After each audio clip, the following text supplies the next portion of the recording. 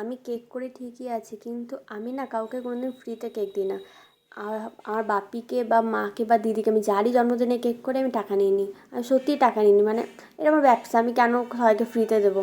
এবার এটা কিন্তু এই কেকের ব্যাপারটা একটু অন্য, কারণ এটা আমার সবথেকে প্রিয় মানুষ, মানে আমি ছোটোবেলা থেকে যার কাছে মানুষ হয়েছি বলতে গেলে সেই দিদির জন্মদিন। তো তার জন্য এটা আমি বানিয়েছিলাম। দিদিটার বার্থডে তো ছিল আগের দিনই, কিন্তু কোনো কারণবশত যাওয়া হয়নি, তার জন্য আমি কেকটা দিদিটাকে পাঠিয়েছিলাম। তো কেকটা আপনারা দেখেই বুঝতে পারবেন যে কেকটা আমি আবার নতুনত্ব করেছি, কারণ আমার রিপিট কেক করতে একদমই ভালো লাগে না। বাট ডিজাইন যদি কাস্টমারের চয়েস হয় তাহলে তো কিছু করার নেই। আর এটা যেহেতু কাস্টমার না, আমার দিদির বার্থডে, তাই নিজের পছন্দ মতো এই কেকটা করেছিলাম। খুবই সিম্পলের মধ্যে রাখতে চেয়েছিলাম, যেহেতু অনেকটা দুধ যাবে আর অনেকটা দুধ গিয়েও ছিল একদম সেফলি, মানে কিছুই হয়নি কেকটার। তো এই ডিজাইনটা আপনাদের কাছে কেমন লেগেছে অবশ্যই কমেন্ট করে জানাবেন।